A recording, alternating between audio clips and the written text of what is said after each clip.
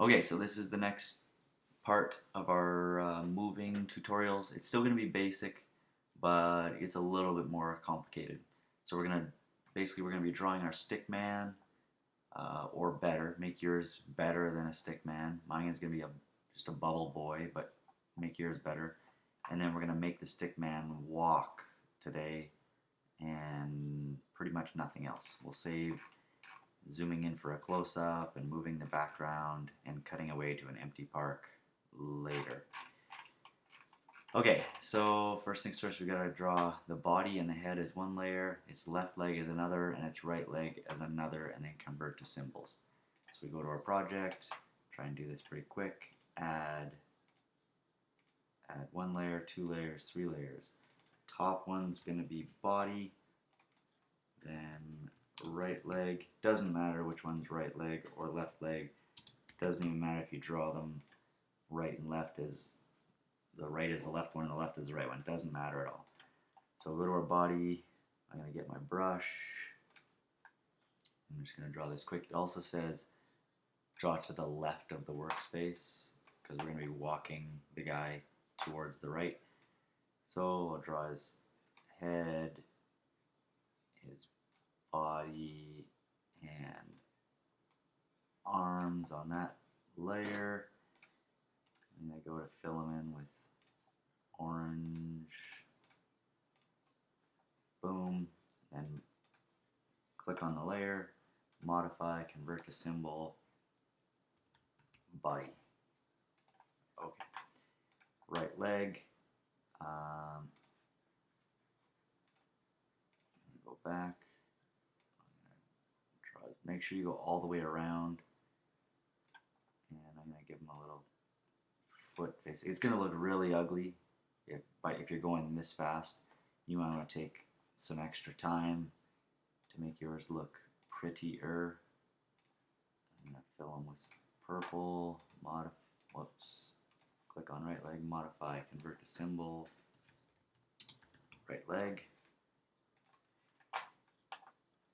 Go to left leg, and I'm going to draw my left leg, and it's going to go behind these other ones, so you got to make sure you still go all the way around. And then I'm going to get my bucket. I'm just going to select that color. You can just go right in and select the same one.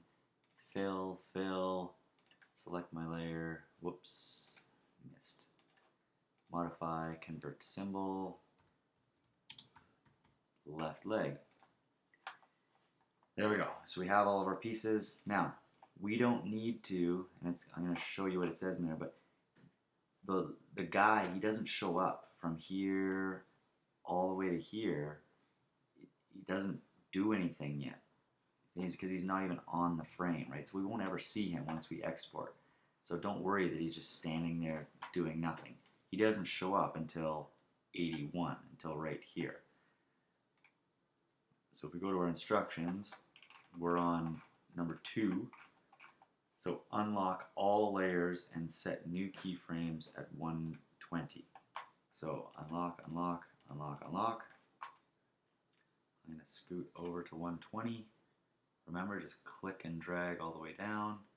Right click, insert keyframe. Now, it's going to assume that this is where your person is starting. So you want to highlight those 3 dots and drag them over so that he actually starts at 81. So there's nothing. Now he's gone there. There's nothing there. He starts, boom, right there. Okay, so it says, then lock all layers except for your stickman layers. So now we're going to lock them all back up. So tree, ball, clouds, grass, sky. Now, you can decide here what you're going to do. I would probably move my cloud. I should have probably added them so that clouds were behind my person. I'm going to keep my tree in front because later on when he's walking across, we're going to have him walk behind the tree instead of in front of the tree. And then I'll lock clouds back up. Okay, and then it says select all 3 stickman pieces. And then at frame 120, move them to the middle of the workspace. So if I go to my selection tool, since everything else is locked, I can actually go, so at 80, that's where he starts. Those are his starting frames. But at 120, I can, instead of selecting one at a time, I can actually go in and select all three, or I could have highlighted all three dots. Now I make sure I click on him, not in the sky, and I'm going to move him to the middle here. Okay, so I like to do big movements first. Before I start moving the legs, I go, where does he want to start and where does he want to end? Okay, and then the next one, create a classic tween for all three layers, because if you see here, it's saying I'm at this dot, we don't have a path yet, so it goes and then it just jumps to where we want it. So we got to highlight the three layers, right click, create classic tween. So now it actually moves across.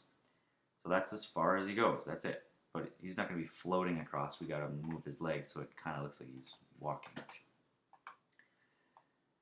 Okay, so then for all three layers, add keyframes every 3 frames, maybe 5 frames or so. So we're gonna go here, and I'm gonna go every 5. So I'm gonna go here, and I'm gonna go insert keyframes. Then I'm gonna go to about 90. You don't have to be supremely exact, just get it kind of close. Insert keyframes. Insert keyframes, left click, drag, right click, insert keyframes, and insert keyframes. Okay, the reason why I did them all at once, because it still looks like they're just going like this. We actually didn't need to do it on the body layer, but might as well just have them all the same, just in case you wanted to move it a little bit. So the reason why I'm doing this is because when a character is walking at these 2 dots, at this point, the left leg is over there and the right leg is over there. So, or the left leg is over there. So once we get to 85, all we're doing is basically flip-flopping them. So they're going the opposite. So I'll zoom in closer so you can see this better. So as we're making him move, all I'm doing is that every 0, so 80, 90, 100, 121, or 110, 120, we already have the movement set. You don't have to do anything at those. All we're moving is at 85, 95, 105, 115. So if the right leg is there and the left leg is there, then now we just flip them at the 85.